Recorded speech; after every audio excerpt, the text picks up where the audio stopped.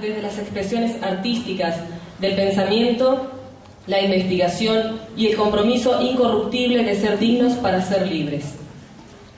Seguidamente daremos comienzo a este acto entonando las estrofas de nuestro himno nacional.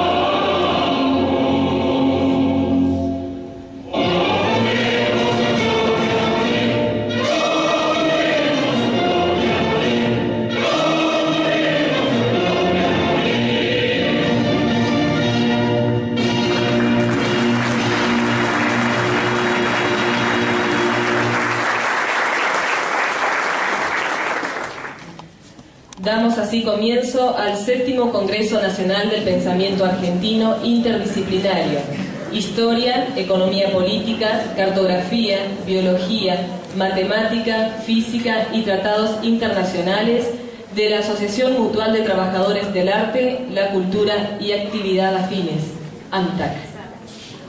Un especial agradecimiento al señor Intendente Municipal, doctor Luis Alberto Erro, por el valioso aporte realizado, sin el cual no se hubiese podido concretar este acto cultural. Agradecemos a todos los presentes, a las autoridades que nos acompañan, a los profesionales que nos brindarán sus saberes y a los docentes y estudiantes de distintas instituciones educativas que jerarquizan esta sala con su presencia. están presentes en la apertura de este 7º Congreso Nacional del Pensamiento Argentino Interdisciplinario el señor Presidente Municipal, doctor Luis Alberto Erro, señores secretarios, directores y jefes del Gabinete Municipal. Este 7º Congreso Nacional del Pensamiento Argentino ha sido reconocido por el Consejo General de Educación de la provincia de Entre Ríos mediante resolución número 963/12, con una carga horaria de 33 horas cátedra para todos los niveles de la enseñanza.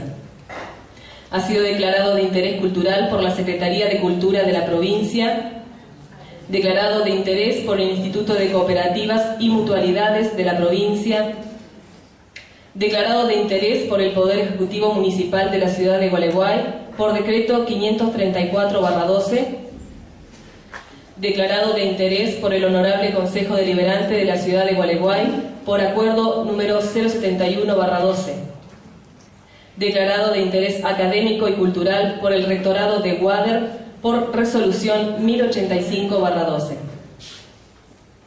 Se invita al señor Presidente Municipal, doctor Luis Alberto Erro, a dar la bienvenida.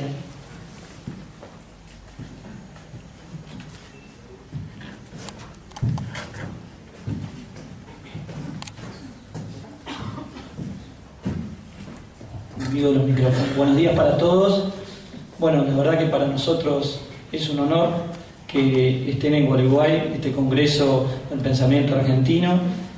Me decía Eduardo, la verdad que fuera del micrófono me comunicaba que en 1929 nace la Mutual, 99 nace esta Mutual, que es la única que difunde este pensamiento argentino, la única del país, y nace en Paraná, y nada más ni nada menos con el nombre de López Jordán, quien fue, bueno, para muchos, como quien les habla, un caudillo nacional y popular.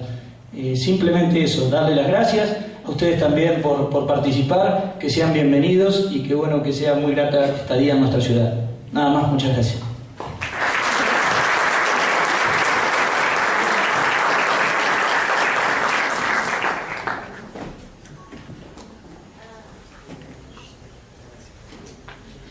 Invitamos al señor Eduardo Espiro para que en nombre de la comisión organizadora se dirija a los presentes.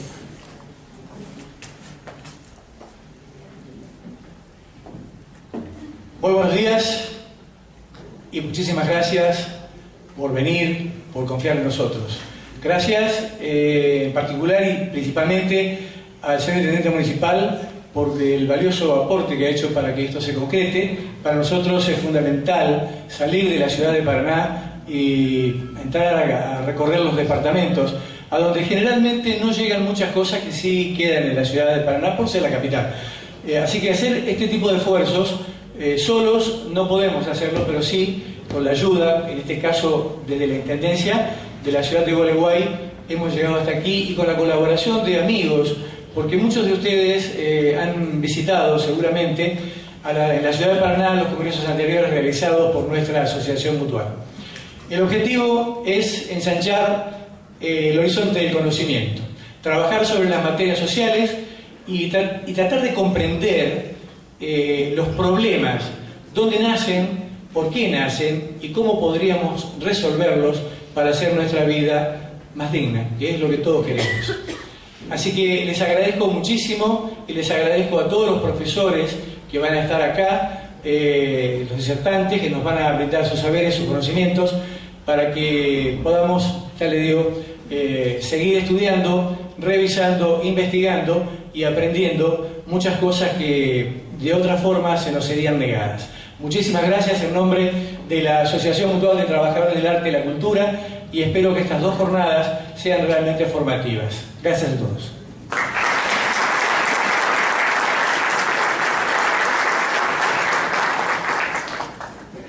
Presentamos a continuación al primer disertante, el doctor Raúl Racana, con una breve lectura de su currículum. Educación. Recibido en la Universidad del Ejército como ingeniero químico, Massachusetts Institute of Technology, Sloan School of Management, Philosophy Doctor, Ingeniería Nuclear. Cargos desempeñados: rector en la Universidad del Ejército, presidente en Centro de Investigaciones Científicas y Tecnológicas de las Fuerzas Armadas, presidente en Autoridad Regulatoria Nuclear Argentina, actualmente presidente en Taylor Service Sociedad Anónima. Señoras y señores, el doctor Raúl Racano. Bueno, buenos días a todos. Muchas gracias por su presencia. Vamos a intentar trabajar sobre un tema que aparentemente es muy complicado, pero que no deja de ser complicado con respecto a otros puntos. En la formación argentina hay algo así como un vacío intelectual para comprender el pensamiento estratégico. Y cuando uno habla de pensamiento estratégico parece ubicarse en el más allá. Y el pensamiento estratégico es prácticamente la esencia de nuestra manera de ser y de vivir permanentemente. Entremos entonces al tema que yo le he dado a esta materia, que es la estrategia y el poder nuclear. Voy a dar un pequeño caso de entrada. Luego nos vamos a ubicar en cómo funciona la mente humana, en qué niveles trabaja, qué significa construir un pensamiento estratégico, cómo se construye y cuál es la gran diferencia que existe o que yo aprecié existe en la formación universitaria en el Instituto de Tecnología de Massachusetts, donde yo estudié, considerado el centro intelectual del mundo. Ellos llaman a Boston la Atenas del mundo. No sé si lo son, pero tan mal no les va. Y tenemos que aprender a pensar en forma diferente. Hay muchos hechos que me han llevado a pensar en forma diferente a lo largo de mi vida, con lo cual cuanto más diferente venía pensando, más me alejaba de la forma en que pensábamos nosotros, los argentinos, pensamos distinto. En aquella universidad yo tenía alumnos japoneses, difíciles de entender el japonés, chinos, ni les cuento, porque usted le pregunta a un chino qué religión tiene y ellos son una mezcla de taoístas, confucionistas, budistas y otras religiones afines, con lo cual yo termino por no entender lo que es ser budista, ni taoísta, ni confucionista, pero es muy difícil comprenderlos y más vale que los comprendamos un poco, porque si uno mira la estructura del poder mundial, no puede dejar de reconocer que China está en un lugar posicionado con mucho poder. Entonces yo me acostumbraba a conversar con los chinos y ellos juegan un juego de tablero que le llaman el Weiqi. Yo he presenciado muchas veces el Weiqi. Nunca lo entendí. No sé cómo es esta cosa del Weiqi. Se ponen, es un tablero de 19 por 19, cada uno tiene 180 fichas y van colocando una ficha alrededor de la otra y se diferencia de nuestra visión del mundo en que no es como el ajedrez, en que yo gano, yo pierdo y es tabla. Ello no es yo gano, yo pierdo o tabla. Es un juego que uno gana un poquito, el otro pierde otro poquito. Es decir, se mueve más en un son de una armonía, más que en un son de diferencias brutales entre gano o pierdo.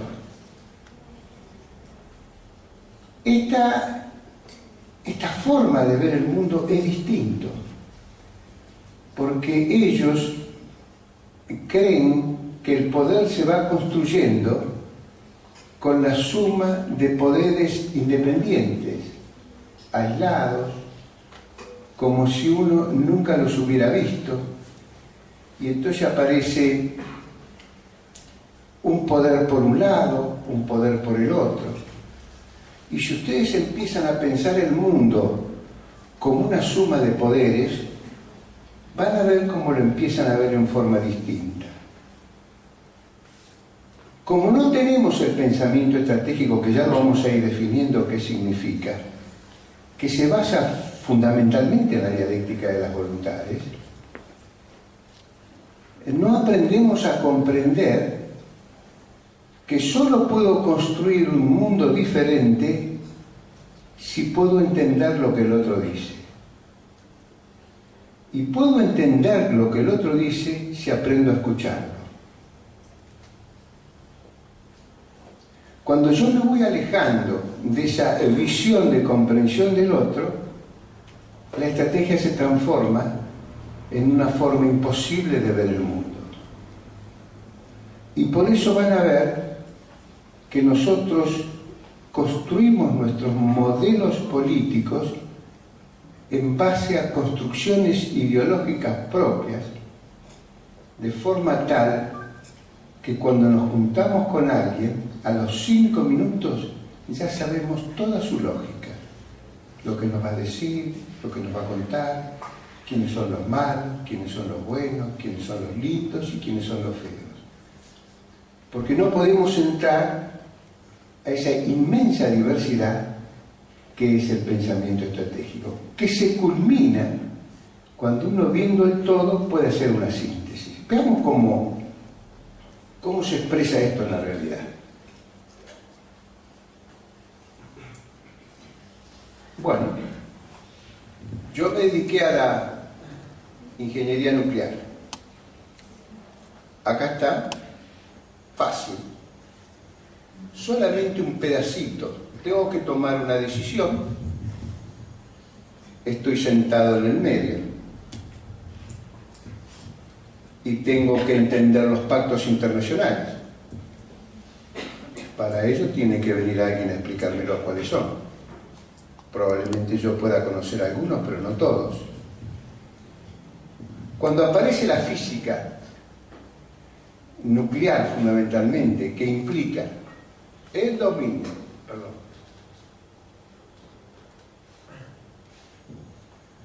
y la comprensión de la conducta del átomo, en algunas facetas, esa conducta me permite a mí tener dos variables importantes: que el átomo genera calor en determinadas circunstancias, cuando se produce el proceso de fisión, que el átomo genera radiaciones en determinadas circunstancias y que el átomo se transforma en un mecanismo altamente explosivo en determinadas circunstancias. Pero a partir de ese concepto central empiezan a aparecer las variables que tengo que tener en cuenta para analizar el fenómeno. Yo no quiero ir avanzando y no nos detengamos un poco de vez en cuando para que alguno de ustedes me vaya haciendo algunas preguntas y luego seguir adelante. Porque fíjense en que yo voy a entrar en el pensamiento sistémico, en el pensamiento estratégico, que requiere como condición número 1 saber posicionar el acto en el contexto global que lo implica y no en un contexto aislado. Y entonces ustedes van a ver que cuando yo estoy hablando del sistema nuclear, voy a hablar de contaminación ambiental, voy a hablar del terrorismo con las acciones malévolas, voy a hablar de la medicina, voy a hablar de los pactos internacionales, voy a hablar de los sistemas militares, voy a hablar de la generación eléctrica, es necesario hablar de la protección física y voy a tener que hablar de los efectos de la tecnología,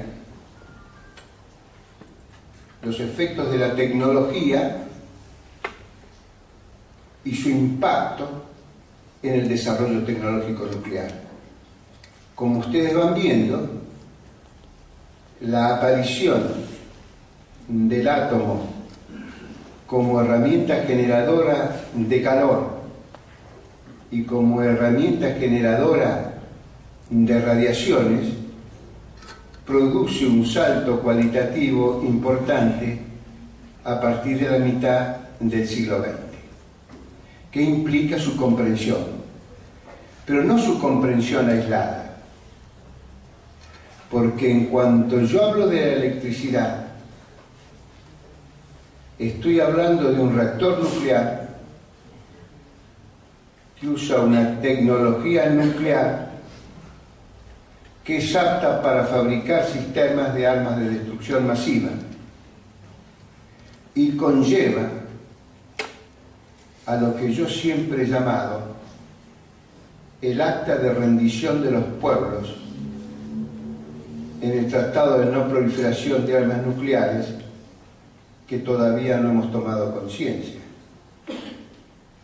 En el Tratado de No Proliferación de Armas Nucleares hay 5 países que tienen derecho a tener armas de destrucción masiva capaces de borrar del mapa a la Argentina, y la Argentina no tiene autorización a fabricarlas.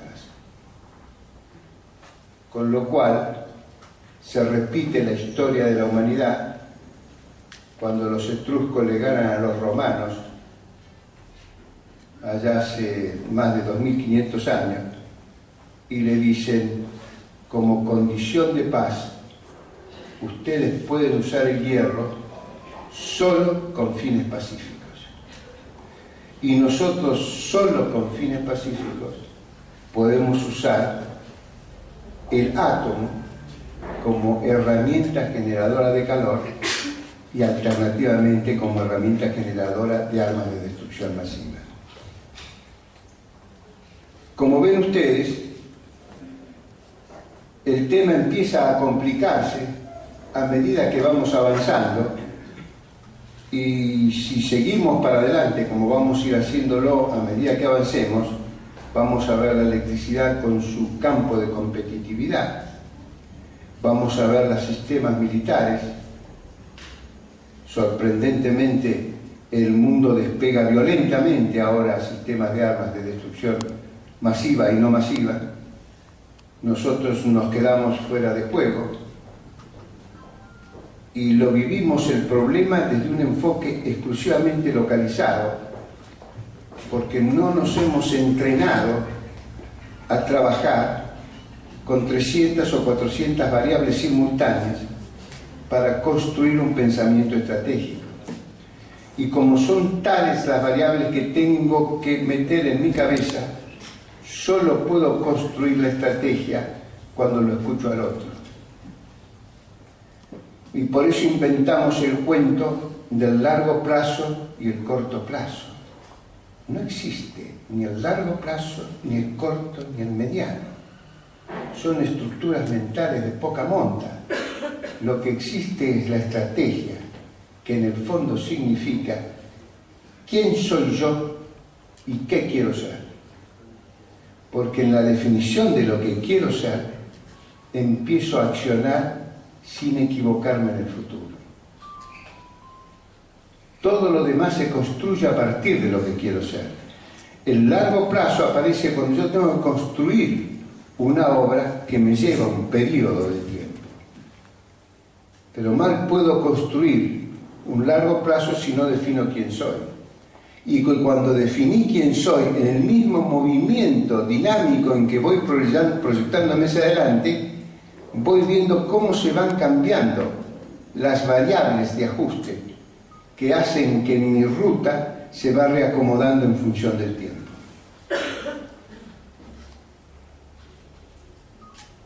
Cuando nosotros dijimos vamos a hablar de la energía eléctrica, Yo les traje esta fotito. Este es solo la generación de energía nuclear. Acá aparecen los participantes. Fíjense, acá sobre la izquierda. Lo tenemos ahí, ¿no? ¿Se ve bien? ¿Se ve bien? ¿No?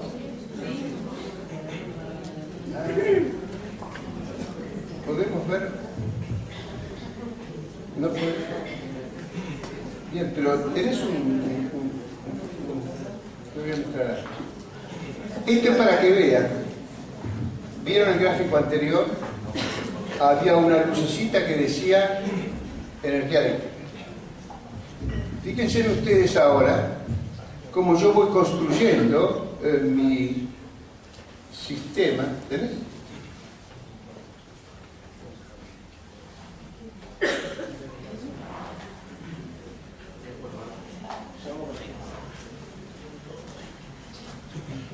Este parece hinchar boca porque siempre es imprevisible. Miren, fíjense en esto. Fíjense en entonces cómo viene el pensamiento. Fijemos en energía eléctrica. Nos paramos, vamos, bueno, muy bien. Yo como estoy parado a partir del descubrimiento del uso que tengo del átomo, puedo crear energía eléctrica. Vamos a ver cómo la vamos a generar.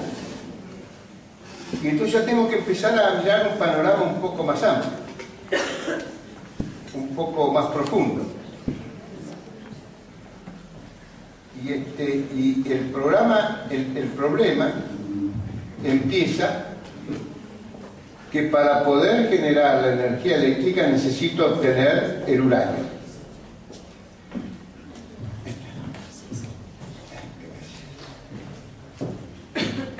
Bien, acá está. Y tengo un problema minero. Entonces, en mi análisis, para definir una estrategia nacional para el tema eléctrico que se relaciona con las armas de destrucción masiva, que se relaciona con la tecnología, tengo que empezar por la minería. De la minería la separo y hago los elementos combustibles. Esto se convierte. Estos van, algunos se enriquecen y otros van a la fábrica de elementos combustibles.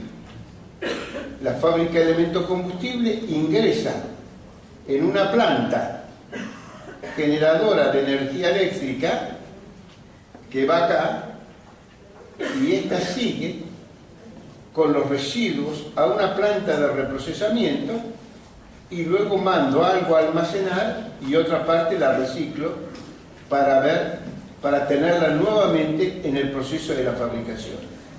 Fíjense, acá tengo que hablar de elementos combustibles, tengo que hablar de minería, mecánica, química, y todos ellos van participando en este proceso de la interpretación de la decisión. Sigamos adelante. Miren esto.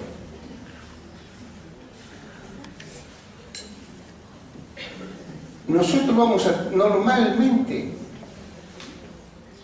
el ser humano trabaja sobre 3 niveles diferenciados. En la estrategia entramos todos. Nadie queda excluido en un proceso estratégico, porque tiene que ver con la racionalidad volitiva. Trabajo con la mente de la gente, lo que la mente piensa, siente y quiere del mundo. Es el lugar donde yo resuelvo los conflictos, y es como se define claramente, es una racionalidad volitiva, porque es un conflicto de las voluntades, entre la cual uno se impone sobre las otras. Si no tenemos capacidad de escucha, no podemos construir una estrategia compartida. Y si no podemos construir una estrategia compartida, no sabemos qué vamos a hacer. Definido qué es lo que yo quiero ser, paso al planeamiento. Es como cuando yo resuelvo ser ingeniero y hago el plan para ser ingeniero. Pero primero resolví que quería ser ingeniero. Y cualquiera sea el plan que yo haga, lo puedo modificar, lo puedo hacer de largo, corto, mediano, de como quiera, pero mi definición de ingeniero es una definición que voy a sostener por vida. Voy a hacer esto por vida. Y esta es la definición estratégica. Los pueblos definen por vida qué quieren ser.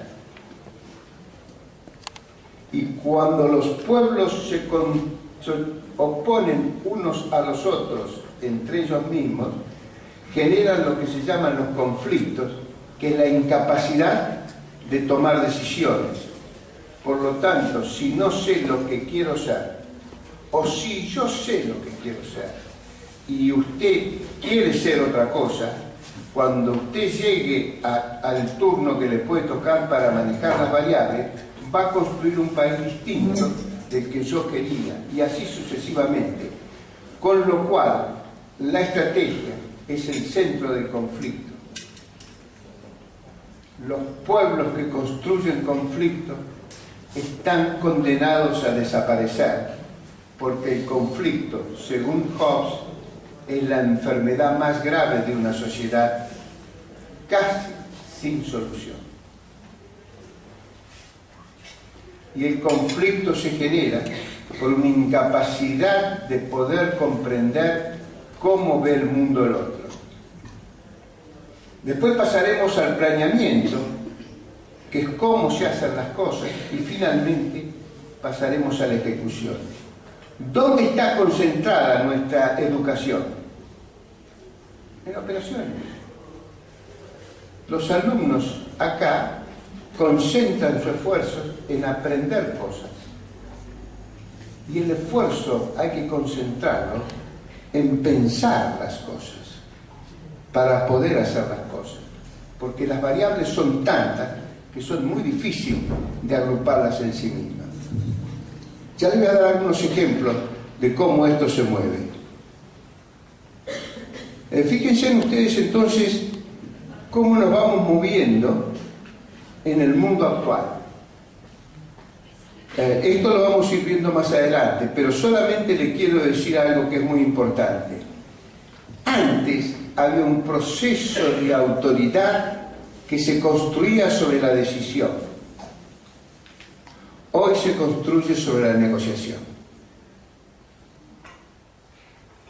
Antes elegíamos, ahora diseñamos. Antes planificábamos, ahora definimos políticas. Antes teníamos procesos cognitivos, el conocimiento tenía mucho valor. Ahora la comunicación es importante.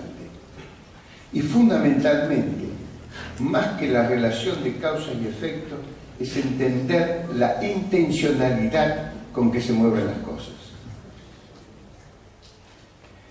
Este es un caso de Fukushima que lo vamos a ir viendo más adelante.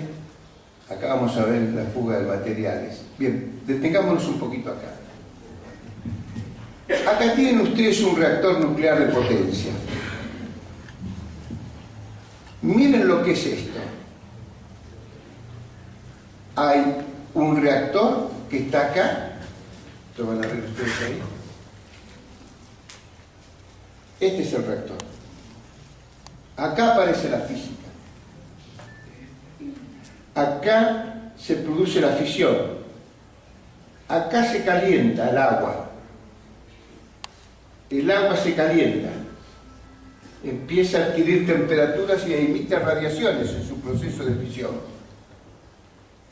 Viene el circuito de calentamiento y acá existe un generador de vapor. Este calienta otro circuito de vapor que con la expansión del vapor mueve la turbina y la turbina va a mover la hélice.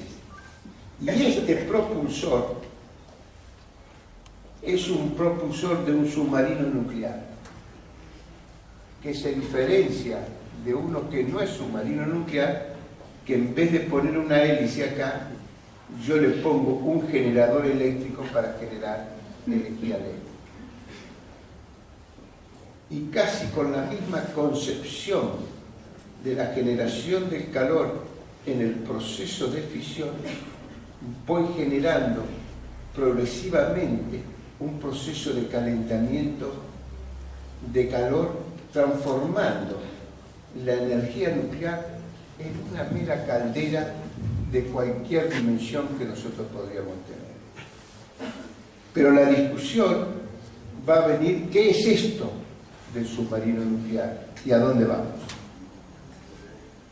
Van a ver una cosa que también es interesante. Estamos parados en la estrategia nuclear.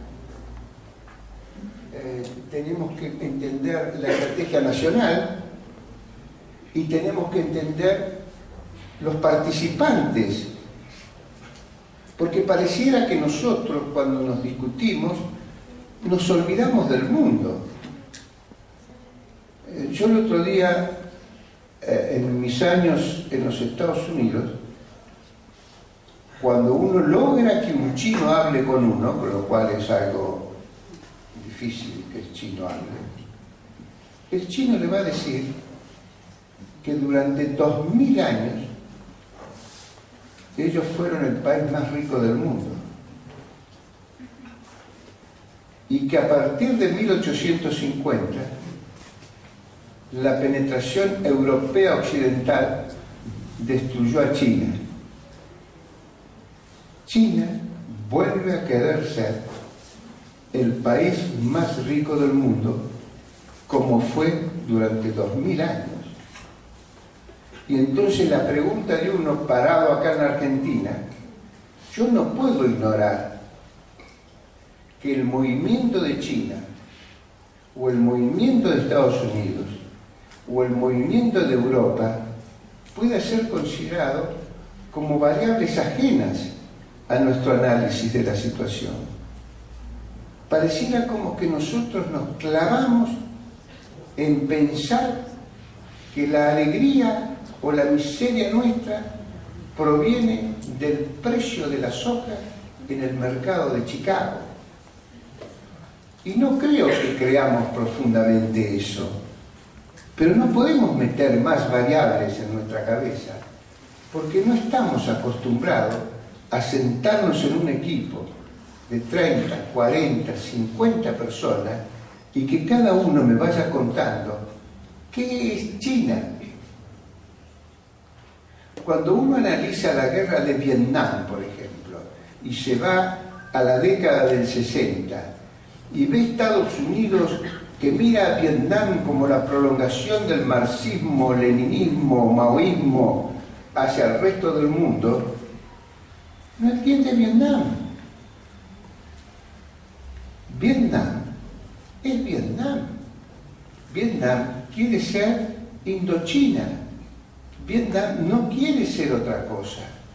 Y tal no quiere ser otra cosa que cuando termina la guerra con Estados Unidos, al poco tiempo comienza la guerra contra China. Con lo cual la visión de Estados Unidos con respecto a Vietnam era errónea. Y era errónea porque no tuvo la capacidad de entender cómo piensa un vietnamita. Ahora yo pregunto a veces, cuando queremos posicionar la Argentina, aparte que están los malos, los buenos, los traidores, son todos argentinos en esta discusión, nunca hay un francés en el medio, nunca hay un italiano, nada, todos nosotros somos lo mismo.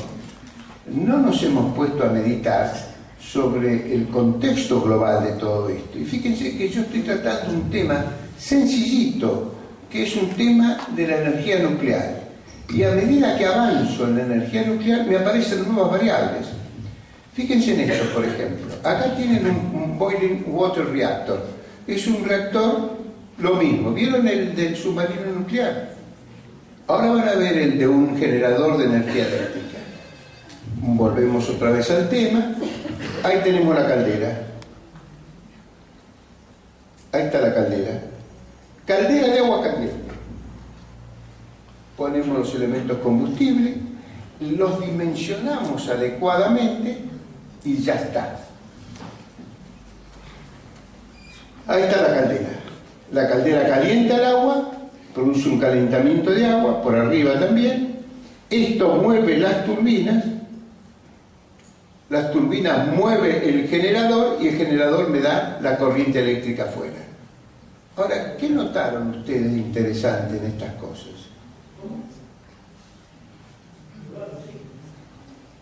¿Qué notaron de interesante en este pequeño análisis?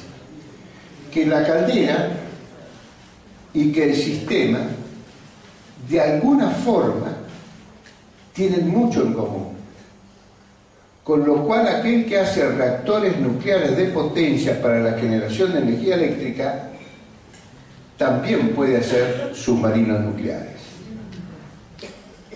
Y el submarino nuclear se va transformando en un arma de destrucción masiva.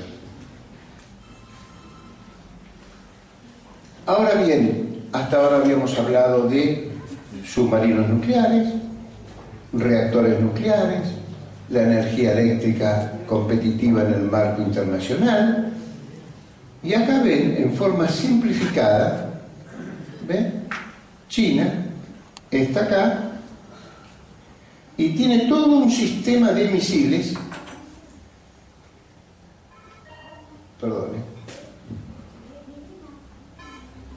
tiene un sistema de misiles que ustedes pueden ver ahí, el alcance de todos los misiles. Nos salvamos nosotros. Ahí estamos salvados. Pero yo me pregunto, estos chinos, ¿para qué quieren todos estos misiles dando vueltas? Miren, fíjense el alcance de los misiles que tienen. Los de largo alcance, ellos toman toda el África, Europa, el norte, a Brasil está muerto, nosotros nos salvamos. Hasta acá no llegan. Y tienen como 300, 400 misiles. Y lamentablemente uno ve eso y dice, ¿este mundo lo estamos pensando nosotros o no lo estamos pensando? ¿Es un mundo distinto para nosotros? ¿Es un mundo que conocemos? ¿Tenemos en cuenta estas variables? Sigamos adelante. Vamos a ver un hecho. Todos están preocupados porque los reactores nucleares generan contaminación. Y vamos ahora a entrar un poco más a hechos más anecdóticos para que visualicen bien cómo se mueve el mundo ajeno a nuestros pensamientos.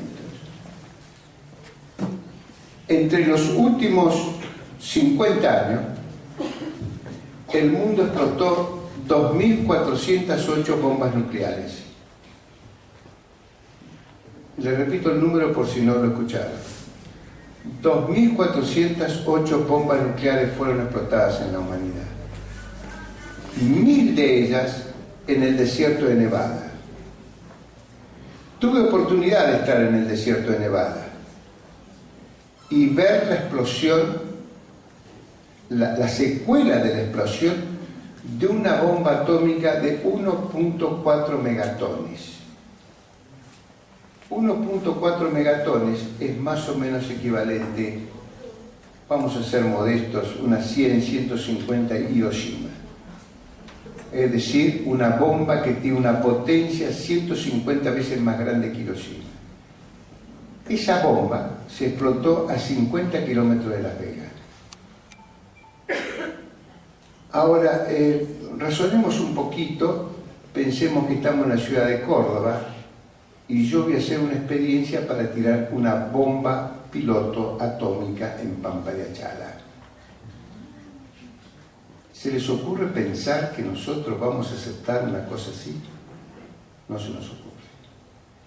Está bien que a nosotros no se nos ocurra, pero penetramos en la mente del yanqui para saber por qué se le ocurre a él. ¿Qué tiene en la cabeza? Cuando la comisión que me acompañaba le pregunto, decime, pero la bombita esta llegó a Las Vegas, porque estás a 50 kilómetros de Las Vegas. Sí, me dijo, sí. Llegó a Las Vegas. Y hay mucha gente que tiene fotos de la bomba esta, que es una bomba 1.4 megatón, es una potencia 100 veces más grande que Hiroshima. 100 veces. Ustedes tienen una idea de lo que es Hiroshima, tienen una idea de lo que es Nagasaki, tienen una idea de la capacidad destructiva. Eso se colocó a 50 kilómetros de Las Vegas. Y entonces me dice, sí, acá, 50 kilómetros, mirá, acá tenés los fierros, esto, cómo se doblaron, todo, me explicaba todo. Nosotros recogíamos la tierra sin que nos vieran para ver si todavía quedaban resabios de estroncio, que había. Nosotros cuando venimos acá detectamos los resabios de estroncio. Y entonces le digo, pero vos le mandaste una lluvia radioactiva a la ciudad de Las Vegas, ¿sí? ¿Y qué dijo el ciudadano? ¿Qué va a decir? Los intereses de los Estados Unidos están por encima del interés individual. Yo dije, esta es una cultura que no me entra en la cabeza. Esta es una forma de ver el mundo que no es igual que la mía. Estamos viviendo en un mundo que yo no lo entiendo. Y lo peor que es el mundo que manda, no el que obedece. Y cuando ustedes entran a rastrear la cantidad de bombas atómicas, van a encontrar del orden de 2.408 registradas por la Organización Internacional de Energía Atómica, de la cual yo fui integrante de la Comisión Argentina ante la Organización Internacional de Energía Atómica durante 5 años. Sí, conozco perfectamente la discusión. Vamos a soltar esto. Fíjense en esto. Entonces, mientras hablamos de 2.408 bombas nucleares, el mundo hace un despliegue de centrales nucleares generadoras de electricidad. Y acá bien, pueden mirar tranquilamente dónde están cada una de las centrales nucleares. En operaciones, en el momento de haber hecho este gráfico, había 439 centrales nucleares. Los verdes se molestan terriblemente por la central nuclear, lo cual a mí me parece que es un tema para discutir y puede que tengan razón. Eso sí, por las bombas atómicas no se molestó a nadie. Y la contaminación ambiental provocada por las explosiones nucleares en todas partes del mundo ha sido terrible. Bajo construcción tenemos 36 centrales nucleares y hay una planificación de 81 centrales nucleares. Y acá vemos el despliegue. ¿Se ve o no se ve nada? ¿Sí? Bueno, hay algo que les va a llamar la atención. Por ejemplo, en este momento Alemania se está retirando de la producción de energía eléctrica con centrales nucleares. Francia tiene 59 centrales nucleares. Todo el sistema eléctrico francés es nuclear. Todo. Lo que no es porque normalmente trabajan con los picos, tienen algunas pequeñas centrales hidroeléctricas y algunas a gas para que no, en los picos de demanda, entran con esas centrales. Les recuerdo que Francia tiene todo un sistema eléctrico de comunicaciones, trenes, subterráneos, todo es eléctrico. Es decir, la dependencia de la energía nuclear en Francia es fabulosa. Por el otro lado, tenemos a Alemania, que dice que la energía nuclear es muy contaminante. Y entonces ha resuelto desactivar la energía nuclear. Y por ahí la activa, y por ahí la desactiva, pero discuten mucho. Entonces uno se pregunta, el Rin, del lado del Rin están las centrales nucleares francesas. Y del otro lado del Rin están las centrales alemanes. En un programa de televisión con Longobardi, me dice, doctor, ¿los reactores nucleares contaminan o no contaminan? Entonces yo le dije, depende. Dice, ¿cómo depende? Dice, en Francia no contaminan y en Alemania contaminan. Y esto tiene que ver con las comunicaciones. La gente en Alemania se vuelve loco con la contaminación y la gente en Francia piensa que es intrascendente. Pero quiero recordarles algo. Cuando en la década del 60 se construye el Tratado de No Proliferación de Armas Nucleares, lo que un viejo amigo decía, el monstruo de 2 cabezas y 3 brazos, definía claramente qué países eran los países autorizados a fabricar armas de destrucción masiva. Países autorizados a fabricar armas de destrucción masiva.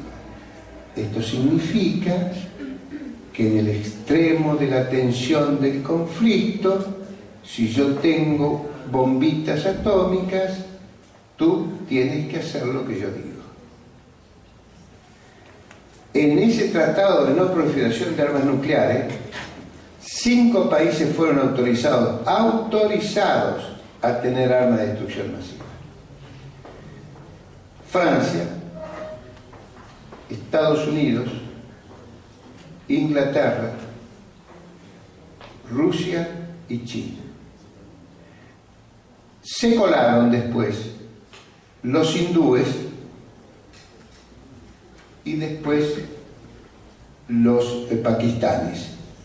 Se dice también que Israel la posee. Nunca lo manifestó, pero creemos que la tiene. Esos países tienen un posicionamiento político diferente. Tengan en cuenta que en el mundo contemporáneo el poder lo construyo instalando la cultura que yo quiero, comprando los espíritus que necesito y destruyendo con las armas a los que no convenzo. Estos son los 3 caminos que se usan y la cultura es muy fuerte en estos aspectos.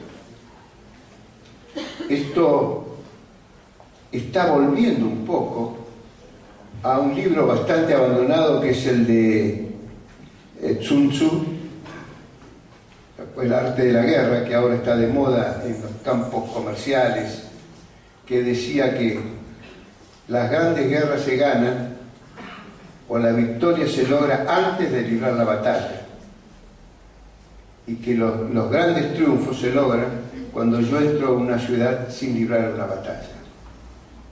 De esto nosotros tenemos muchos ejemplos. Cuando los gobiernos caen sin resistencia, es porque el enemigo lo destruyó estratégicamente, le hizo perder el sentido de lo que era, le aniquiló sus alianzas y se quedó solo sin que nadie lo acompañara en los momentos difíciles. Luego entra, como siempre, el que remata es un ejército, entra un grupo de militares y toman el gobierno, pero el gobierno no se tomó militarmente, se tomó estratégicamente. Es el campo moderno donde se trabaja con mucha fuerza. Y se trabaja al estilo del juego del Weiqi, no al estilo del ajedrez, donde ustedes van viendo que aparece Coca-Cola, aparece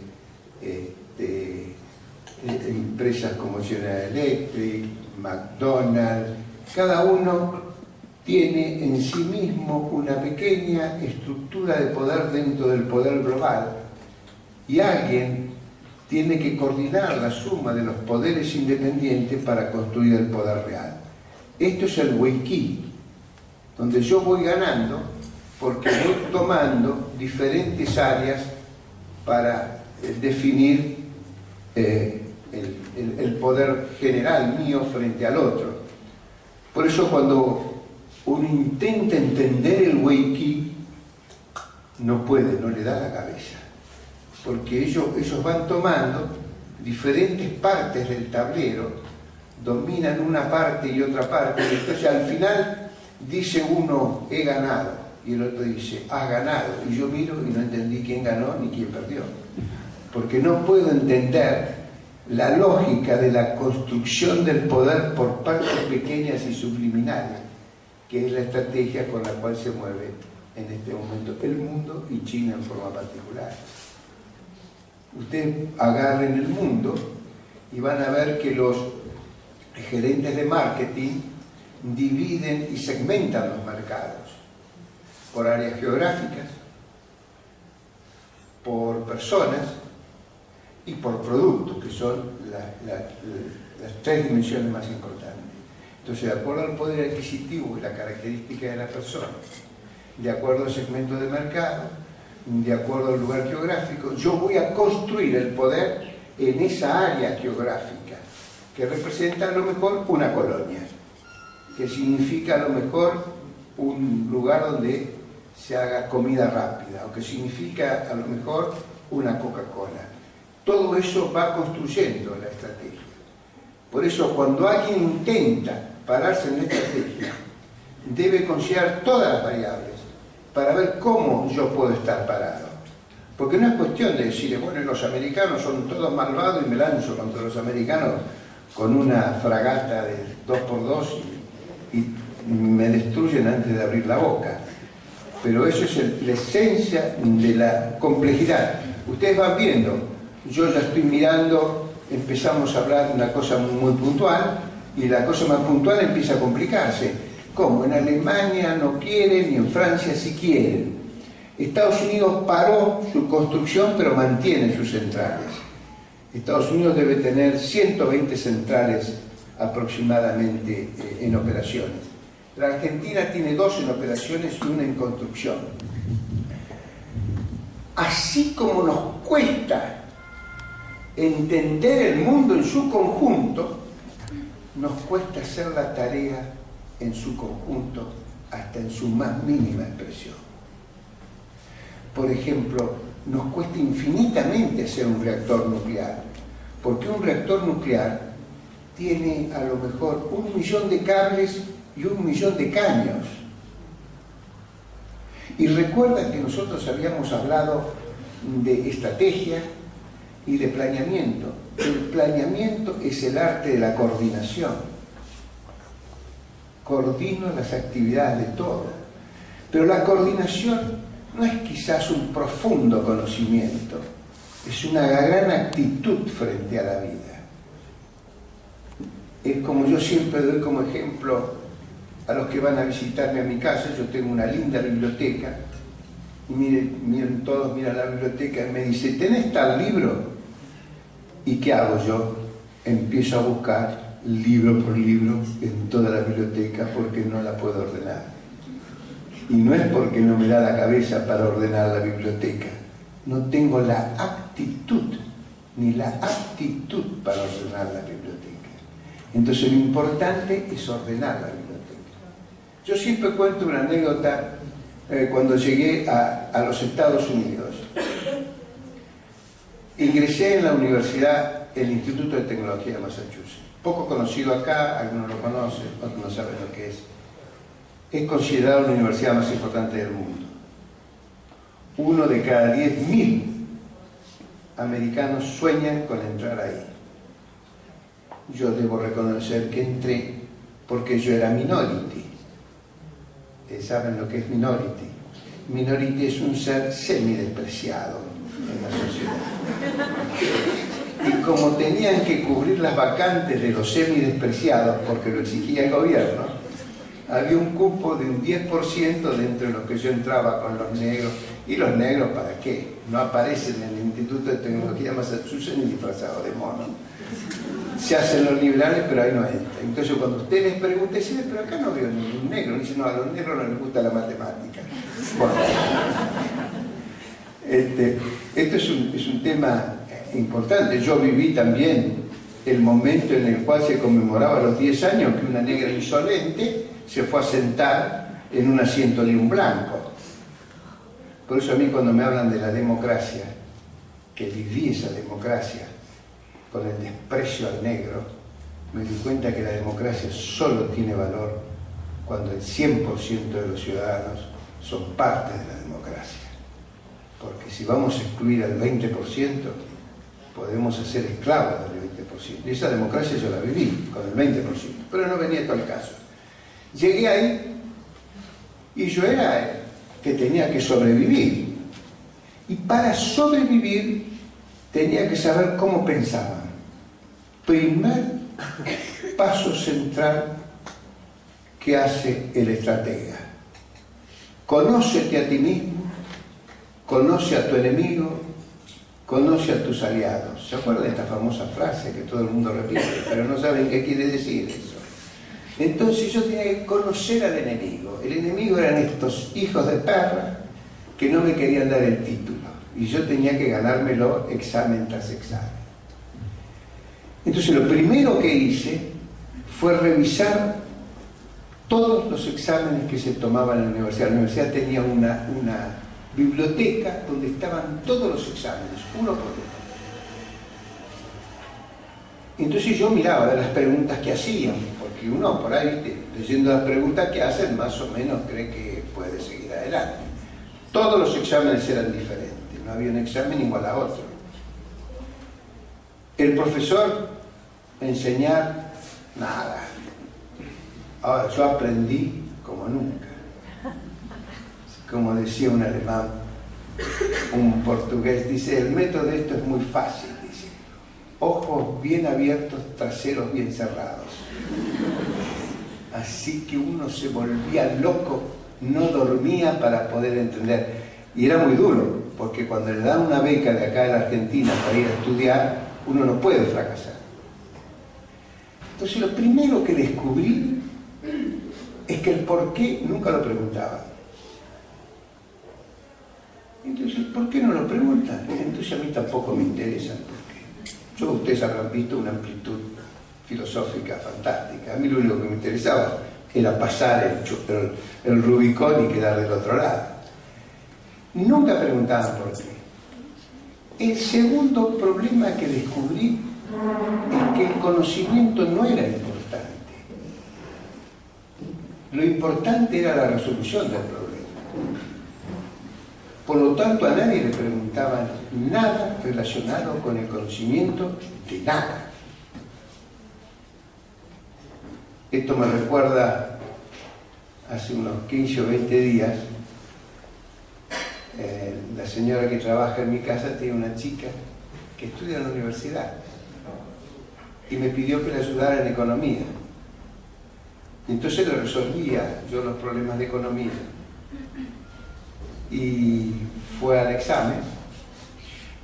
El profesor dice: bueno, dice, acá están los que sacaron buena nota, pero hay un grupo que resolvió bien el problema, pero distinto que la cátedra. Entonces las llama, entonces ella le explica cómo resolver. Bueno, dice: es correcta tu solución, pero te voy a poner menos puntos porque lo hiciste distinto que la cátedra. Sorprende. Estamos hablando de la Universidad de Buenos Aires, no estoy hablando de otro lugar. Esta concepción que basada en el conocimiento y poco en el pensamiento hace la diferencia. Bien, durante el primer periodo, entonces, el porqué para mí ni existe. Lo único que yo tenía que saber es resolver problemas. Y además, el sistema de calificación es comparativo. Es decir, si me tiran 10 problemas y resolví uno, y los demás no resolvieron ninguno, yo tengo 10. Los demás están atrasados. El comparativo no es absoluto. Entonces, no hay cuánto sé, sino lo que hay es cuánto sé más que el otro.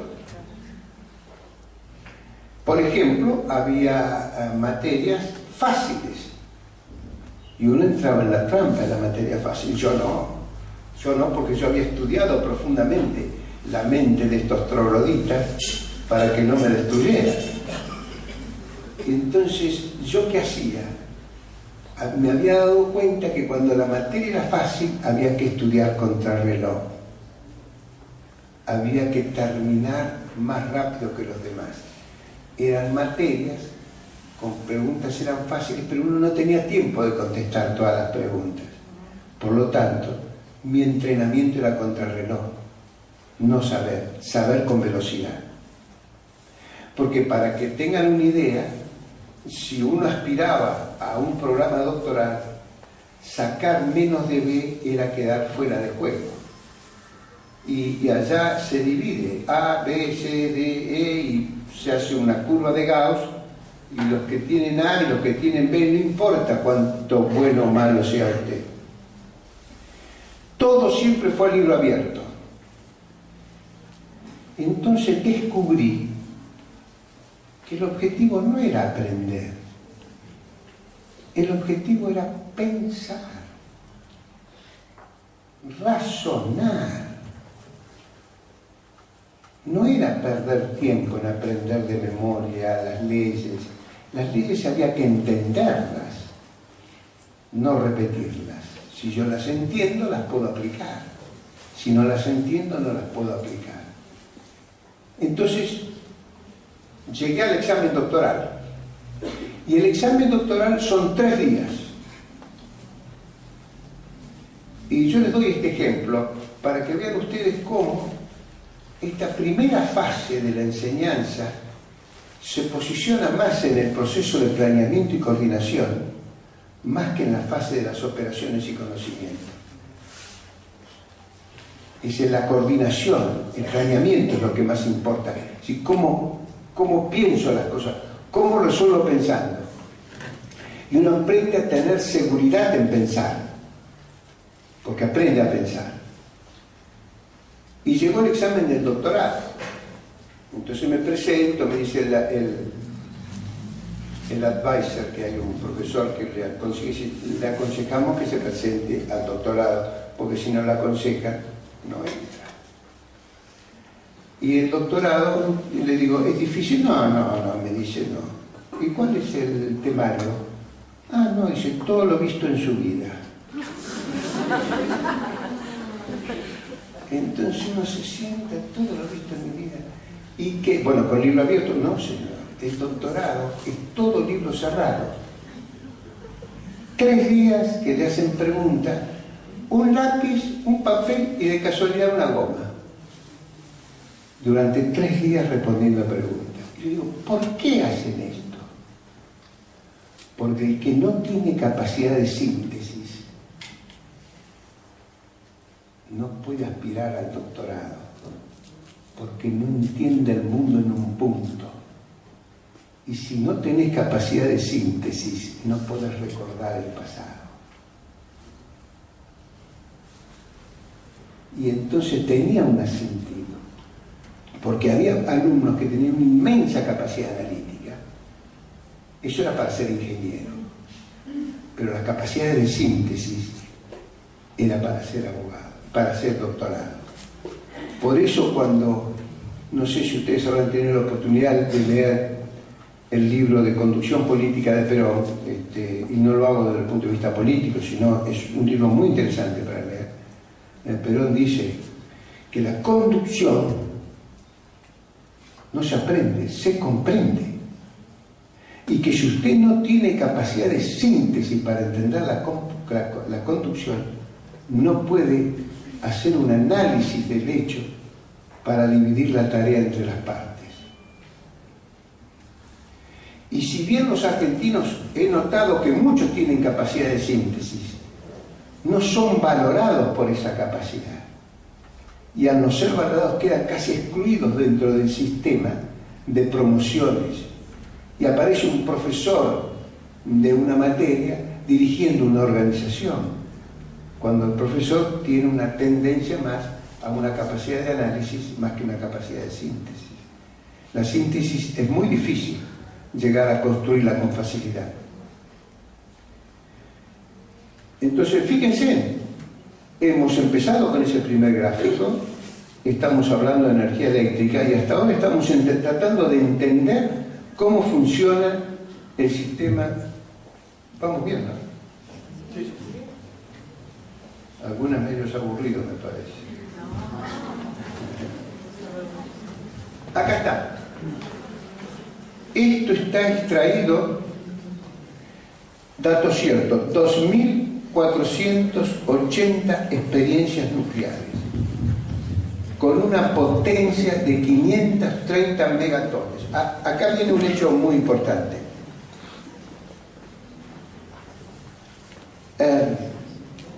Yo me eduqué acá en la Argentina, así que conozco la forma en que nos enseñan. A veces hay un hecho que también quiero recalcar. Enseñar con problemas originales en cada curso es un esfuerzo muy grande. Por eso allá el profesor daba 3 horas por semana, nada más. Y al dar 3 horas por semana tenía tiempo para preparar la exposición de las próximas 3 horas. Es fantástico el tiempo que tienen. Y cobraban un sueldo muy superior a cualquier maestro de acá. Acá tenemos que tener 40 horas para que poder juntar un peso y poder sobrevivir. Pero ¿y cuándo preparamos los problemas? ¿Cómo los llevamos a los chicos al campo del pensamiento? Entonces tenemos que simplificar todo y trabajamos sobre el campo del conocimiento, que es el tercer nivel. Vamos a hablar por qué es el tercer nivel. El tercer nivel es el que hace, el que recibe el mandato. El cirujano hace en un tercer nivel. El plomero hace en un tercer nivel. Después está el que diseña la casa, que tiene que construirla con un plomero, con un electricista, con un albañil, con un arquitecto. Tiene que ver un poco el conjunto. Y después está el que define qué casa voy a hacer, que es el arquitecto, que está por allá, por esa visión del todo que debe tener. Pero son niveles diferentes. La capacidad de síntesis que tiene que tener el que está arriba es brutal, porque tiene que escuchar 800 ponencias para definir eso. Fíjense ustedes, ¿qué pasa que no hemos descubierto esto? ¿Qué pasa que nadie habló de esto? 530 megatones. Comparémoslo, fíjense. El libro de la naturaleza está escrito en lenguaje matemático. Si ustedes no entienden el lenguaje del área nuclear, no pueden entender de qué estamos hablando. ¿Qué quiere decir 530 megatones? ¿Qué número feo, complicado? Bueno, 15 kilotones es Hiroshima. 15 kilotones es Hiroshima. Lo multiplicamos por 10, son 150. Lo multiplicamos por 100, es 1.5 megatones.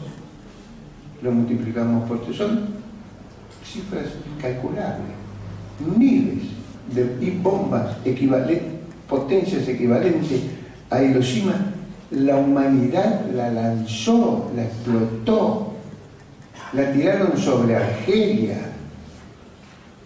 Cuando yo veo esa hipocresía de los franceses que me hablan de no sé qué y bombardearon a Argelia con bombas de plutonio para verificar los efectos del plutonio sobre los seres humanos, no tienen mucho espacio para hablar de derechos humanos. Cuando vienen los americanos y me dicen que tiraron 1000 bombas nucleares, no tienen espacio para hablar. Cuando hablamos de la Segunda Guerra Mundial, muchos no tienen espacio. Y nosotros no nos damos cuenta que no tienen espacio para hablar. Y nos acusamos y nos culpamos de nuestros errores mucho más allá de lo que ellos se culpan por errores infinitamente superiores a los nuestros. Con lo cual es una manera de destruir nuestro pensamiento estratégico, porque la manera de aniquilar al enemigo sin librar la batalla es destruirle su estrategia, que es en el fondo destruirle la razón de ser. Porque la estrategia se diferencia de la política, porque es lo que yo quiero ser. Yo hago una estrategia para definir qué quiero ser en este mundo. ser humano, como grupo, como país. ¿Qué queremos ser? Después vamos a planificar para lograr lo que queremos ser. El plan puede ir para un lado, puede ir para el otro, no importa, pero si yo sé a dónde voy, tengo el norte definido, tengo la esencia de lo que soy. Estas son las bombas, miren, el arsenal nuclear. Llegaron los rusos a tener 45.000 ojivas nucleares. 45.000. Dice, bueno, pero ahora hemos hecho un plan de tener menos, ahora tenemos 15.000. Gracias a Dios, tenemos 15.000. Y los americanos 10.000, pero ahora van a ver cómo las tienen. Mientras nosotros estamos criticando Fukushima, el mundo está circunvalado por submarinos nucleares por todos lados. Ahora van a ver eso, que espero que tengo más adelante algo. Acá también hay otra forma de ver un reactor nuclear, que ya lo hemos visto, pero fíjense en todas las cosas que participan. Acá participan mecánicos, químicos, electrónicos, electricistas. Cada una de estas partes es un tipo diferente. Atucha 2 requiere 5.000 personas trabajando simultáneamente. Si los que mandan no tienen capacidad de coordinación, si el que dirige no tiene capacidad de síntesis, no puede conducir. Y no son virtudes que nosotros hemos potenciado en nuestra gente. Por eso no vamos a poder entrar en el siglo XXI. El siglo XXI no es el del invento de la lamparita de Edison. El siglo XXI es el invento del sistema funcionando como un conjunto y conglomerado de partes que armonizan entre sí para lograr un objetivo. Cuando ustedes se paran a mirar el Internet y tratan de mostrar qué quieren decir con todo eso, es una complejidad tremendamente alta, con el pecado mortal de no entender la esencia de cómo funciona un sistema de Internet, que en realidad es un traslado de ondas electromagnéticas que funcionan a la velocidad de la luz, 300.000 kilómetros por segundo. Por eso puedo hablar con Europa, porque de aquí a Europa tengo 10.000 kilómetros y de vuelta son 20.000. Es una décima de segundo que tardo entre hablar y que me vuelva. Y por eso puedo hablar. Y por eso puedo obtener sistemas que particionan las longitudes de onda por varias frecuencias y dentro de las frecuencias por varios tiempos. Es decir, hemos llegado a un nivel de la complejidad, no de la comprensión del hecho. Es fácil entender un tubo de presión en un reactor nuclear. Es difícil entender cómo coordinar 1.000.000 de tubos de presión. Yo siempre me entretenía, yo fui el presidente de la Autoridad Regulatoria Nuclear y visitaba la central e inspeccionaba la central. Entonces, uno particiona tanto a la cosa que las partes no entienden el todo, pero el que esté arriba tiene que entender el todo. Entonces había un obrero, un técnico, colocando una cañería inmensa, grande, de 1 metro de diámetro y 10 metros de largo, y le digo, ¿por qué colocas la cañería ahí? Me mira y me dice, no, acá está el plan, que dice que la cañería tiene que estar en este lugar, con esta dimensión, y tiene que ser soldada con un profesional de estas características, y tiene que estar a esta altura. Ah, muy bien. ¿Y para qué es la cañería? Entonces me mira y me dice, Pedro, ¿para qué es esta cañería? No tenía idea. normalmente no tienen idea. Los sistemas modernos de la conducción no pueden darse el lujo de explicarle a cada una de las partes para qué hace lo que está haciendo. Es muy difícil lograr eso.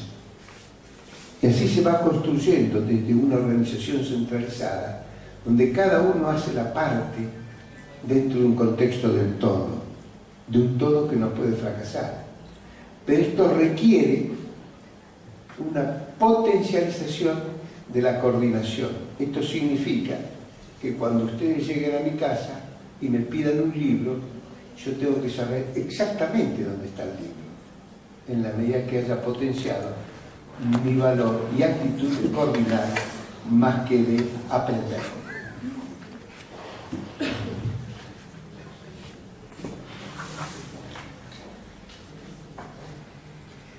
Bien, miren esto. Entonces hasta ahora seguimos con el mismo tema, todavía no lo hemos podido saber, estamos entrando, tratando de entender este fenómeno de la energía nuclear que aparece por todos lados. ¿Saben esto?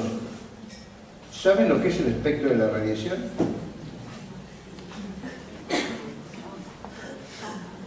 Ustedes tienen dos tipos de radiaciones. Las radiaciones ionizantes y las radiaciones no ionizantes. Pero todo es radiación. La radiación es al ser humano como el agua al pez. No tiene ninguna posibilidad de poder trabajarse la radiación, de poder sobrevivir el ser humano sin radiación. Lo que pasa es que tiene diferentes frecuencias. En la frecuencia de 10 a la 18 en adelante son radiaciones ionizantes que probablemente aumenten la posibilidad de contracción de alguna enfermedad cancerígena en un futuro inmediato. Este es el espectro, pero todo es radiación. Ustedes tienen el teléfono por radiación, tienen las televisiones por radiación, todo viene por radiación. Bien, veamos un poquito entonces ahora, siempre dentro del tema que estamos tratando. Este gráfico está tomado de los brasileros. Es una estrategia brasileña que nosotros desconocemos. Pareciera como que no llega a nuestra cabeza. Para ellos sí. Ellos consideran que el Reino Unido tiene base en la isla Ascensión. ¿Se ve? Allá está. Tiene base en la isla Santa Elena, tiene base en Tristão da Cunha, tiene base en Howe, en Orcadas del Sur, Georgias del Sur, Sandwich del Sur y Malvinas. Todo esto sostenido por una estrategia de control absoluto del Atlántico Sur, que llega a la Antártida Argentina. La Antártida Argentina, vayámonos poniendo en situación, no es Argentina. ¿A qué vamos a discutir? Es lo mismo que la discusión de la Malvinas. Si lo quieren poner en los libros, pónganlo. Pero los ingleses han definido que la Antártida Argentina, junto con la Antártida chilena, está bajo su total jurisdicción, que no se va a discutir por ahora, pero que más adelante van a discutirla. Por lo tanto, ellos tienen todo el dominio del Atlántico Sur. Y esto es una estrategia del Reino Unido de difícil comprensión para nosotros, porque tenemos que ir a hacer lo que se llama el vuelo diatópico o el vuelo diacrónico. Cuando uno intenta analizar la historia argentina, la analizamos en el café de la esquina pensando que Roca era igual que yo. No, hay que ir 150 años atrás, hay que ver qué generación era esa, si eran defensores de los derechos humanos, me parece que poco, al que le tocaba, y fusilaban, mataban, era una generación diferente. Luego que hicimos el vuelo diatópico, es decir, diacrónico, es decir, que volé a colocarme en la mente de hechos, recién puedo empezar a interpretar ese pasado. Y el diatópico, que es el vuelo diatópico, es ir a la mente del otro, ir a la mente del inglés, ir a la mente del americano, ir a la mente del africano, del chino, del japonés, ir a la mente del...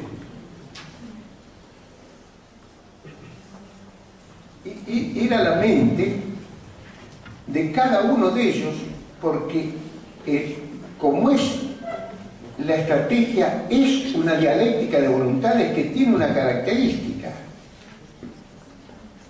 que no posee el conocimiento, porque cuando yo aprendí la ley de la gravedad, aprendí la entropía, la entalpía, la ley de Ohm, ya está, no me la cambiaron más. Pero cuando yo aprendí la relación entre Spiro y yo, cualquier cortocircuito cambia la relación.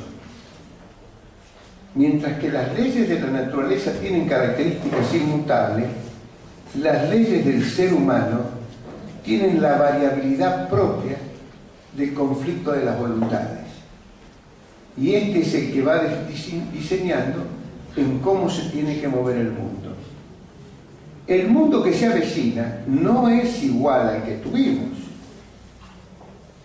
Estados Unidos no está igual que antes, Europa no está igual que antes, China no está igual que antes, Vietnam no está igual que antes, Japón no está igual que antes, la India no está igual que antes, Irán no está igual que antes.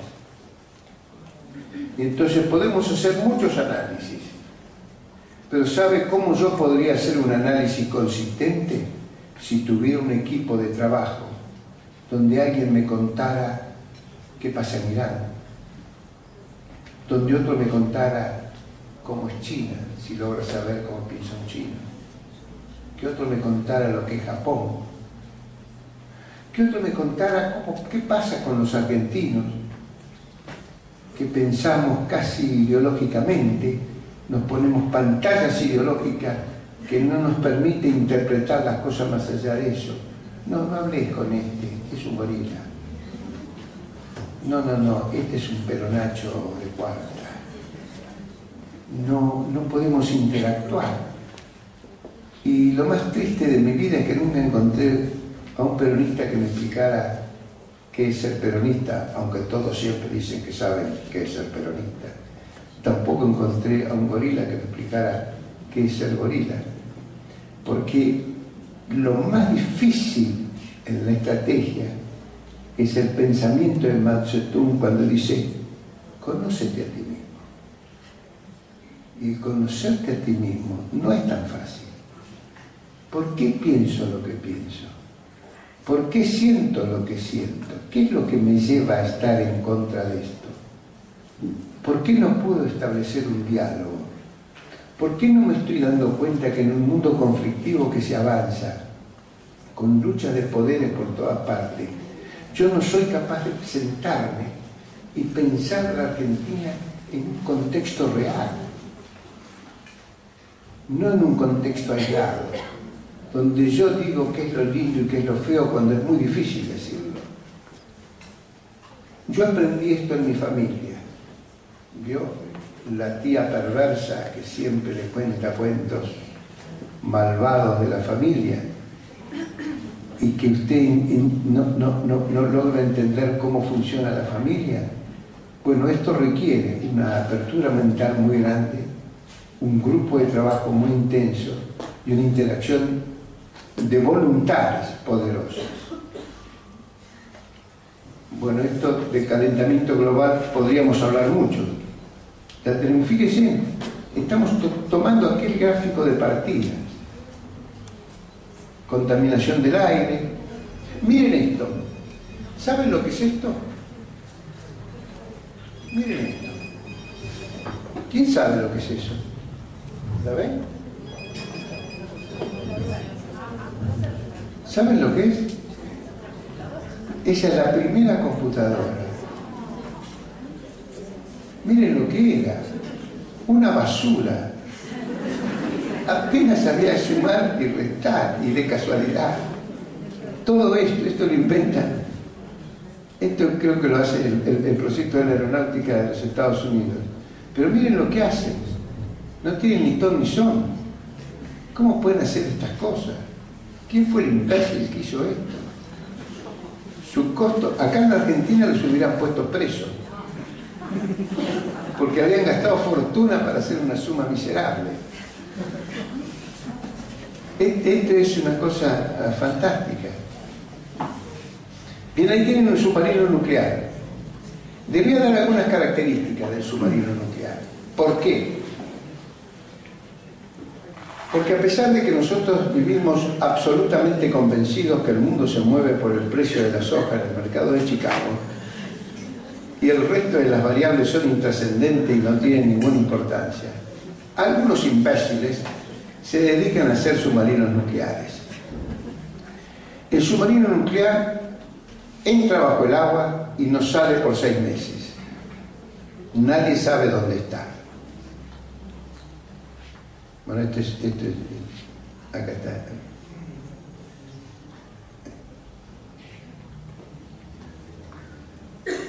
Ahora vamos a volver a pero quiero entrar con el submarino nuclear. Acá está. Este pobrecito tiene 24 misiles. 24 misiles que están en algún lugar del mundo que nadie sabe. Que estarán de vacaciones, paseando. Cada misil tiene 3.5 megatones. Recuerden el parámetro. Siempre yo trato de decir las leyes de la naturaleza están escritas en lenguaje matemático. Y es muy sencillo esto. Si yo tengo 40 de fiebre, me preocupo. Si tengo 37, no me preocupo. ¿Usted carga la cubierta de su auto? ¿Usted tiene auto, señora? ¿Quién tiene auto? ¿Qué mujer tiene auto? ¿Usted? ¿Cuánto cargas? 28. ¿Cuánto? 28, 30. ¿28, 30 qué? Libras. ¿Cuánto? Libras. Libras. No son libras. Pero no importa. No sabés si son libras o las libras, para acá son lo mismo. Pero sí sabés que son 28. Y que hay un grafiquito que te dice 28. Vos medís 28, te vas contenta. Estás entendiendo el fenómeno de la presión de tu cubierta porque le encontrás un número al cual afincarte. Cuando tenés 17 de presión te preocupás. Porque entendés que 17 de presión no sabes bien qué es eso de 17, de 14, nada, pero entendés la lógica. Cuando ustedes ingresen en un campo de conocimiento, lo primero que tienen que entender es el lenguaje matemático con el cual ese campo de conocimiento se mueve. Si yo les digo 3,5 megatones cada uno de estos misiles, estamos 15 kilotones. Así que cada uno de estos tiene un equivalente a 200 una potencia equivalente a 200 Hiroshima. Es decir, que cada de estas que está saliendo acá arriba, ¿ven? Son 200 bombas de Hiroshima. De estas tienen 24, tal cual lo tuvo el submarino nuclear que estaba cerca de la Argentina en la Guerra de las Malvinas. 24. Nosotros tenemos la teoría del ganso. Decimos que no la van a usar.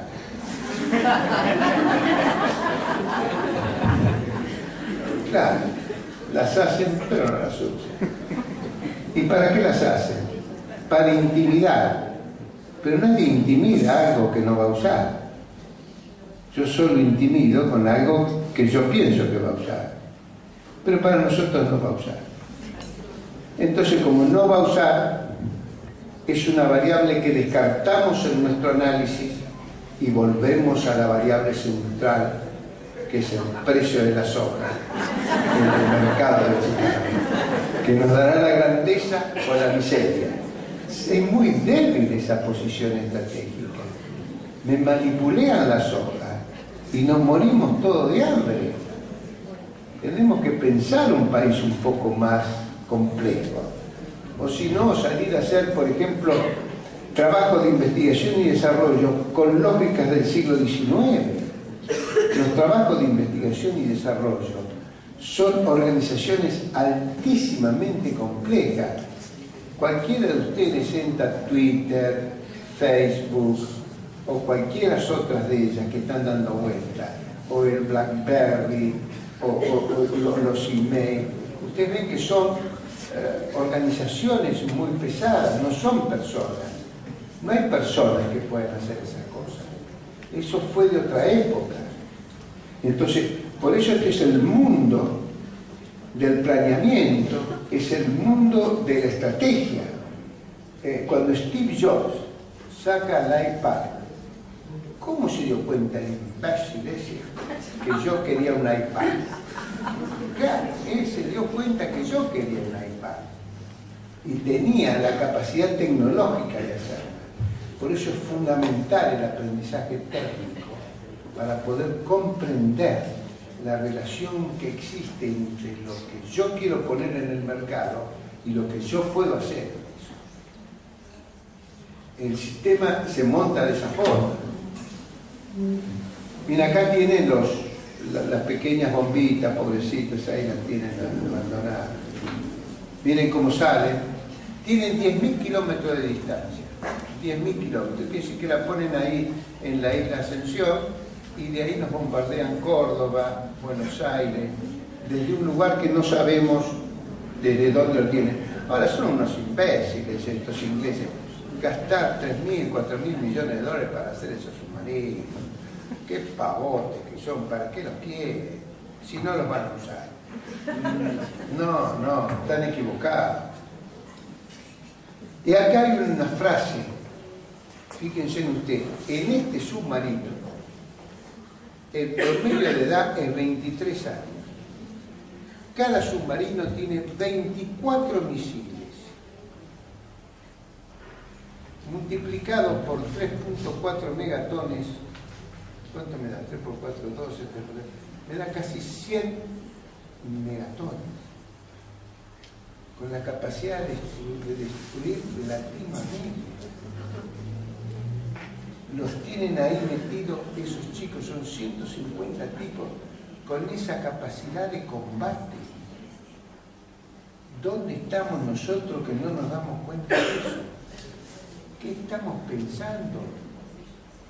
¿Cómo no incorporamos en el grupo de análisis de nuestra perspectiva futura de país esas personalidades?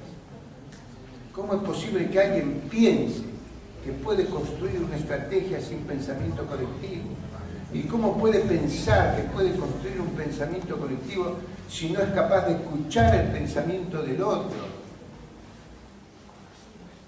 ¿Y cómo puede ser posible que el otro no se dé cuenta que todo lo que está diciendo tiene una relatividad y no es absoluta? Pero eso nos cuesta porque requiere una formación intelectual mucho más poderosa, mucho más fuerte, mucho más entrenada, con mucha más actitud que la que tenemos cuando estudiamos la ley de la gravedad. Y entonces dice que esta ley de la gravedad en fuerza es igual a masa por aceleración, y entonces cae, ya está. Muy bien, alumno, 10 puntos, entendí un pito lo que dije. Pero me aprobaron. Total, repetí lo que le dice. Ahora fíjese usted, el soldadito que está ahí metido dentro del buque durante 6 meses. ¿Cómo hacen para meter un tipo 6 meses?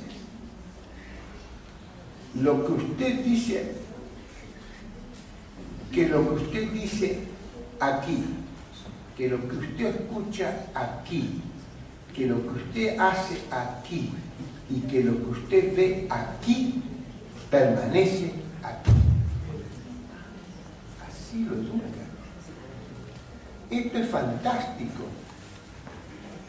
en manos de líderes nobles, pero en el siglo XX la construcción de las estructuras militares del siglo XX son estructuras militares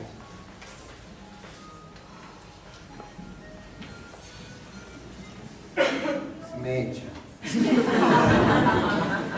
Las estructuras militares son estructuras rígidas que han logrado controlar los espíritus humanos para manejarlos adecuadamente. Por eso ha llegado la hora de que las organizaciones y las personas se formen políticamente a un punto tal como para que puedan conducir organizaciones militares. Yo durante la campaña de un presidente que no voy a nombrar porque si no después me insultan, yo terminaba mi posición diciendo: aquellos políticos que no sepan conducir organizaciones militares, dedíquense a otro oficio, porque el oficio de político no es necesario. Muchas gracias.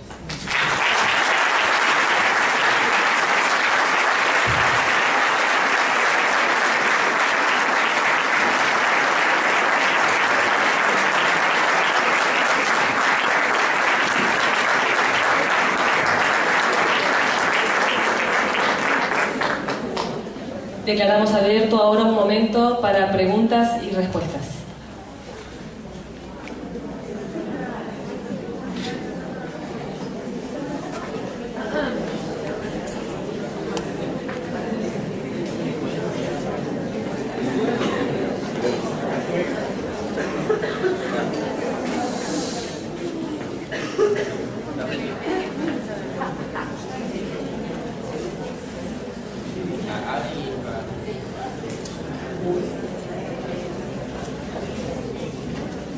Sí, buenos días. Un gusto, señor licenciado. No, me quedó la duda de que si debemos pensar en un mundo directamente en conflictos bélicos, en posibles conflictos bélicos y armarnos como para actuar en esa situación.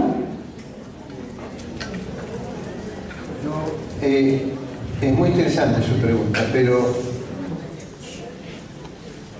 lo primero, debemos aprender a pensar estratégicamente. Esto solo se logra grupalmente y se logra con una inmensa apertura mental, porque si no es casi imposible tener un contexto mundial donde yo estoy parado. Luego que usted define dónde está parado, puede construir muchas cosas. Tenga cuidado, porque como dice Sun Tzu, las grandes guerras se ganan sin librar batallas. Y solo se ganan sin librar batallas cuando le rompo a usted su estrategia de vida y le aniquilo los aliados con los cuales usted pensaba construir su estrategia de vida. Y la forma de romperle la estrategia de vida es generarle en su grupo un conflicto sin solución. Muy interesante, porque si no, vendríamos en una carrera armamentista que no tiene límite. No tiene límite, cada día está peor, cada día compran más armamento, pero el problema está yo no creo mucho en las carreras armamentistas.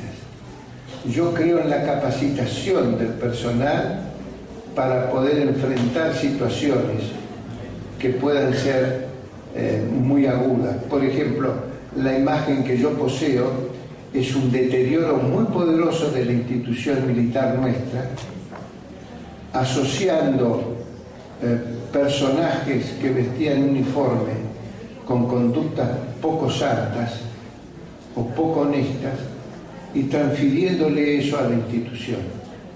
Lo que pasó es que los políticos que no pudieron conducir la fuerza cometieron un pecado muy grave. La fuerza es en manos de cualquiera, puede pasar cosas desastrosas. Pero eso es un tema de estrategia, libre de pensamiento. ¿Necesito fuerza? No necesito. ¿Cómo viene el juego? ¿Cuánto necesito? ¿Qué pasa con Chile, con Brasil, que hace esta jugada? Tengo que tener un tipo que me explique Brasil, uno que me explique Paraguay, uno que me explique... ¿Se da cuenta? El proceso de pensamiento estratégico es muy poderoso. Y si usted acierta dónde pararse, porque están aquellos que se paran en contra de los Estados Unidos, después nos paramos en contra de los ingleses, después estamos en contra de todo el mundo y al final nos mandamos parados. No nos preocupemos en contra de quien estemos, preocupémonos por quién somos nosotros y construyamos desde allí lo que somos. Esto es difícil. Yo a veces me siento hablar, y me tocó muchos años porque yo fui jefe de planeamiento del ejército. Mire, en el año 89 nos sentábamos en el ejército y yo hice una pregunta. Vamos a suponer que cae el muro de Berlín.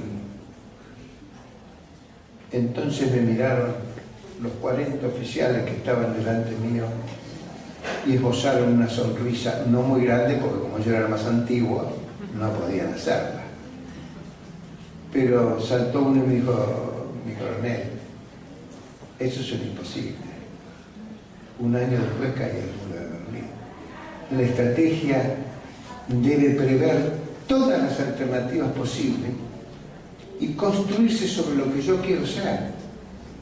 Si usted quiere ser abogada, usted va a hacer toda su vida por ser abogada, pero no va a ser una abogada fija, sino que va a entender el contexto donde usted se mueve. Nosotros hemos ignorado el contexto donde nos estamos moviendo y cómo se mueven las variables. La tecnología del siglo XXI no es una tecnología de un tipo fabricando una Coca-Cola, es la tecnología de un grupo muy grande de gente haciendo cosas. Si no, usted queda fuera de juego del mundo que se viene. Y no vaya a ser que en alguna mente estén pensando que la Argentina es un país inviable. No descarte eso.